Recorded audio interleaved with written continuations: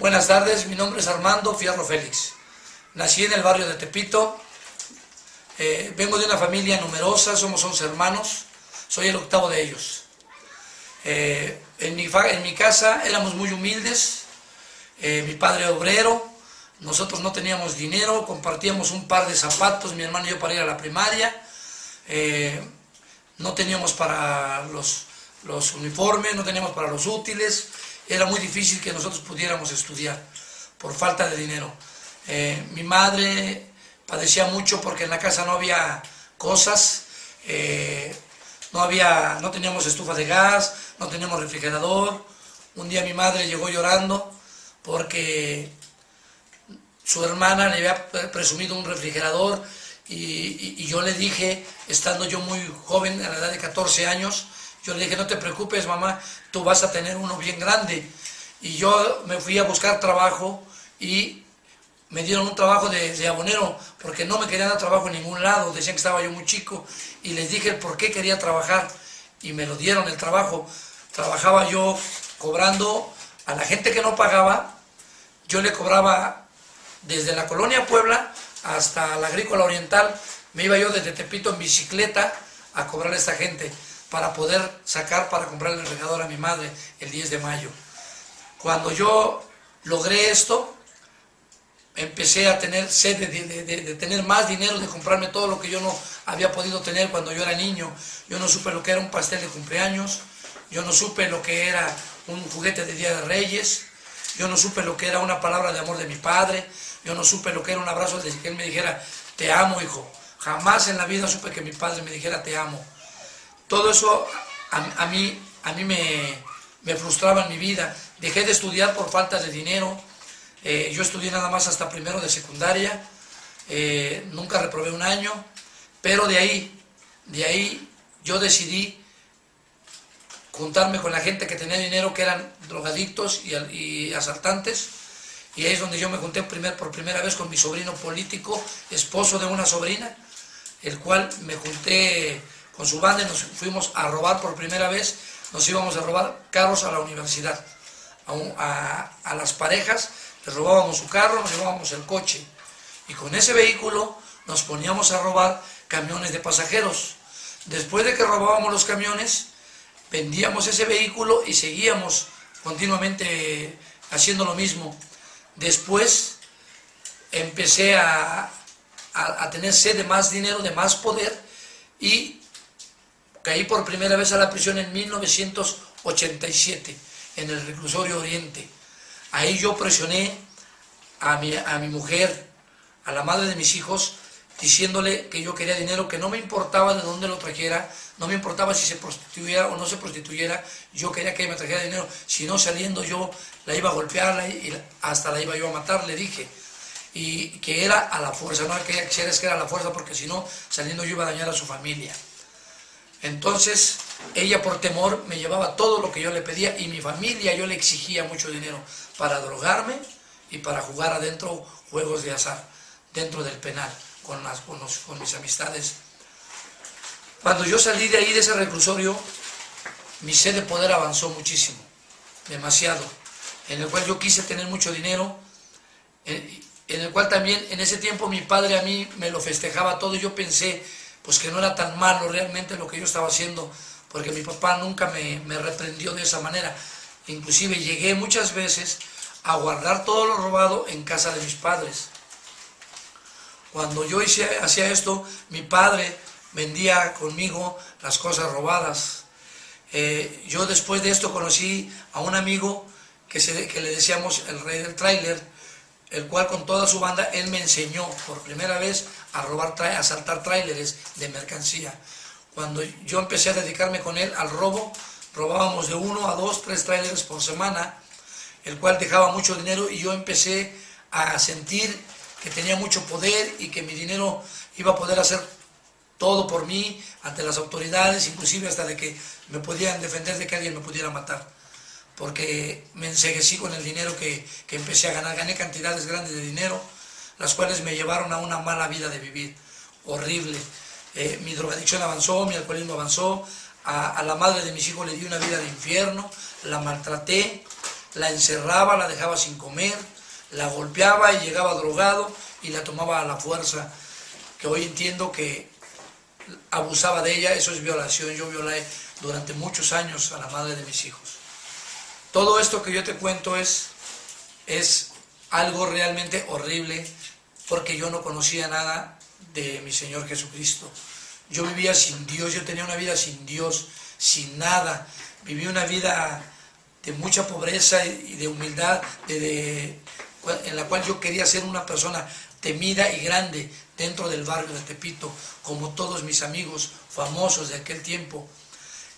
Yo dije que iba a ser mejor que ellos y peor que ellos, en que me iban a tener miedo.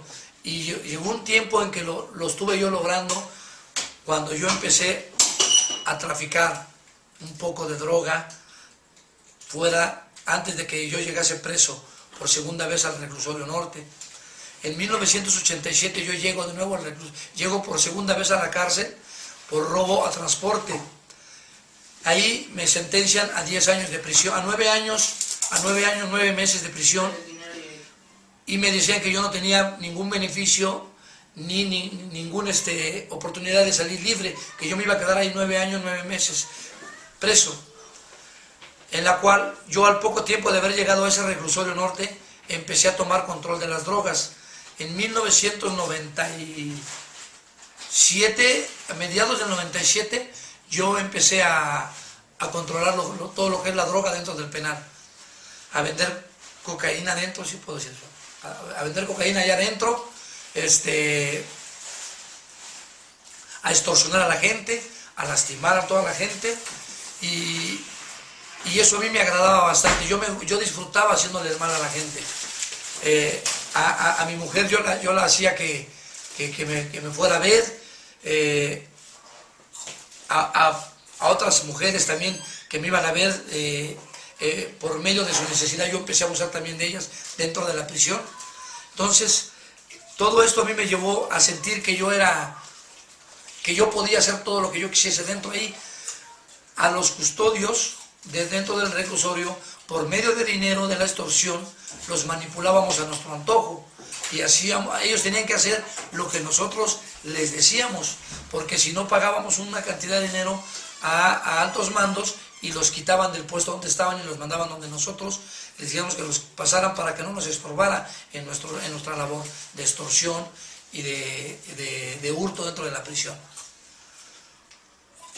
Cuando yo estuve haciendo todo esto, de repente llegan las autoridades de Santa Marta, Catitla, un grupo llamado Chiricahuas.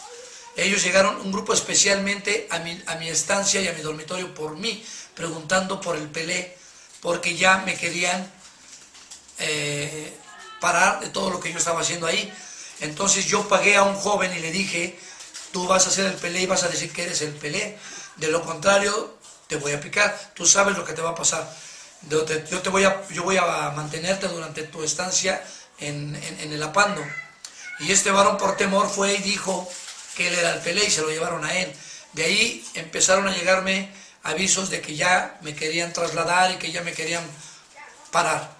Entonces yo dejé de vender la droga dentro del penal, decidí dejar de vender la droga dentro del penal, y hubo un incidente en el cual a un hombre me acusó por extorsión, porque los tenía yo dentro de mi estancia, que me habían robado, y los golpeé feamente, le di como 80 leñazos a un joven, el cual su papá me había robado cerca de 50,000 pesos en mercancía. Y yo a estos hombres, a esos jóvenes les pegué, y de ahí me llegó un citatorio para que yo fuera jurídico, que se llama el Salón Verde. Yo tuve que ir allá, ahí, y ahí me agarran todos los custodios y me llevan a Pandado y me abren un proceso nuevo por extorsión, por secuestro y por robo, por lesiones dentro de la prisión con este joven, en el cual a mí me orilló a que me llevaran al dormitorio de Apando. De ahí yo logré salir, al poco tiempo de ahí salgo comprobando que no los podía yo haber tenido secuestrados, puesto que estaban presos dentro de la prisión ellos, y que no los estuve yo extorsionando, porque la carta que habían escrito la había hecho su propio padre, y por medio de de un licenciado, me dijeron cómo arreglar todo esto, pidiendo una, ¿cómo le llaman? La caligrafía de la letra. Yo pude salir de ahí. Fue cuando salgo yo de ahí, me encontraba en las salas caminando y me encuentro a un hombre que se llama Porfirio Villa Saavedra. Este hombre es cristiano, él es el pastor del dormitorio 10 de los castigados. Y me dijo: Pelé, tú eres, para mí tú eres un cobarde. Tú vas a oír, quieras o no, la palabra de Dios. Y yo le dije que estaba loco. Le dije: estás loco, yo no tengo perdón de Dios, yo no quiero saber nada con Dios. Entonces este hombre me empezó a perseguir y a perseguir. Y una vez, sin hacer nada, sin ningún motivo, a mí me llevaron apandado nuevamente al dormitorio 10. Y ahí este hombre estaba otra vez y me dijo: ya estás en las manos de Jesús. Dije: estás loco. Y él volvió a decirme otra vez, y yo le saqué una espada y un cuchillo Rambo, llamado Rambo, y él me dijo que no tenía temor y que él tenía una espada más poderosa. Metiendo su mano en la chamarra, sacó una Biblia y me dijo: esta es mi espada, Cristo te ama. Yo le dije: estás loco. Cuando él me dijo esto, me dijo: tú vas a ser para Cristo, quieras o no. Y me empezó a perseguir, me empezó a tosigar por donde quiera que yo estaba, me perseguía y me decía, hasta que un día yo le dije: ¿qué es lo que tú quieres? ¿Quieres que yo entre ahí donde bailan, donde danzan, donde hablan de Jesús? Le digo: vamos a hacer algo. Yo le dije: vamos a hacer algo, le digo, porque ya me acatarraste. Y me dijo él: dime. Le digo: voy a entrar yo ahí, a ese lugar, y me dejas en paz. Y me dijo, dice: hablado. Y me dio su mano y me dijo: Cristo te ama, dice, tú eres de Cristo. Y yo ese día en la tarde, yo fui a la congregación, a la reunión donde se reúnen y predican la palabra de Dios. Dentro del dormitorio 10 de castigo también se predica la palabra de Dios. Ahí, yo sentado en la primera fila, me metí. Yo seguía vendiendo ahí droga. Todos los castigados y la gente que estaba ahí en población del dormitorio 10 me gritaban: Pelé, véndeme una de 10, una de 20, una de a tostón, una de 25. Yo les decía: pásate. Yo estaba sentado en la primera silla de adelante y hacía que ellos pasaran adentro del templo, y yo les vendía la droga dentro del templo en ese instante. El cual el pastor nada más se me quedó viendo, pero nunca me dijo nada. Él seguía predicando la palabra de Dios. Cuando él estuvo predicando, hubo una palabra que él dijo: cree tú en el Señor Jesucristo y serás salvo tú y tu casa. Y yo ahí le dije: a ver, espérate, explícame qué quiere decir eso. Y él me dijo que si yo creía en el Señor Jesucristo, él salvaba mi casa. Le digo, y le digo: ¿puede devolverme a mi familia y restaurar mi casa? Dice: si tú crees, sí. Y yo le dije que estaba bien. Terminó la congregación y yo decidí aceptar a Jesucristo. Cuando el pastor dijo: ¿quién quiere aceptar a Jesús en su corazón? Yo levanté la mano y dije: por primera vez yo. Pero no la levanté por mi propia voluntad, porque yo no quería levantarla. Yo no quería, había algo que me jalaba y me decía: levántala, y yo no quería. Y por fin levanté mi mano y acepté ese día a Jesucristo. Fue en 1999 que yo acepté a mi Señor Jesucristo en el dormitorio 10 de castigo. Ahí Jesús me liberó. Ahí Jesús me rescató. De ahí, yo contento, salí a hablar por teléfono a la mamá de mis hijos, a decirle que yo ya había aceptado a Cristo en mi corazón. Y lo que yo recibí de parte de ella fue el decir: está bien, no me importa, dice, me das asco, no te quiero y no te voy a volver a ir y no te tengo ya miedo. Esas fueron las palabras que ella me dijo, y colgó el teléfono. Yo me quedé ahí triste en ese dormitorio, pero Jesucristo restauró mi hogar. ¿Por qué le digo restauró mi hogar? Porque hoy en la actualidad Cristo me devolvió a mis hijos, la madre de mis hijos. Estamos separados, pero ella me ha perdonado en su totalidad. Es una gran bendición en mi vida ahora esta mujer. Mis hijos son cristianos, ella es cristiana, y Dios ha hecho un gran trabajo con nosotros.